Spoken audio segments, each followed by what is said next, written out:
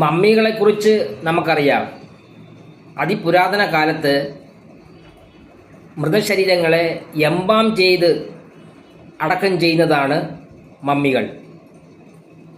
ലോകത്ത് മിക്കയിടങ്ങളിലും ഉണ്ടായിരുന്നെങ്കിലും ഈജിപ്തിലാണ് ഇതിന് വളരെ പ്രാധാന്യമുള്ളതും ഏറ്റവും കൂടുതൽ മമ്മികളെ കണ്ടെത്തിയിട്ടുള്ളത്. ഏതാണ്ട് 10 ലക്ഷത്തോളം മമ്മികൾ ഈജിപ്തിൽ മാത്രമുണ്ട്. നാം സാധാരണ കരുതുന്നത് ഈ ചക്രവർത്തിമാർ, ഫറോവന്മാരെ മാത്രമാണ് ഇങ്ങനെ മമ്മികളാക്കുന്നു എന്നുള്ളതാണ്. അങ്ങനെയല്ല. വെറും സാധാരണക്കാരും വളരെ പാവപ്പെട്ടവരുടെയും മമ്മികളെ വരെ ഗവേഷകർക്ക് കിട്ടിയിട്ടുണ്ട്. കാരണം മരണാനന്തര ജീവിതം ആഗ്രഹിക്കുന്നവരാണ് ഈ മമ്മികളാക്കുന്നവർ. അതുകൊണ്ട് കടം വാങ്ങിച്ചു പോലും കുടുംബങ്ങൾ പലരെയും മമ്മികളാക്കിയിട്ടുണ്ട്. കല്ലറകളില്ല, വലിയ ആഡംബരങ്ങൾ ഇല്ലെന്നേ ഉള്ളൂ.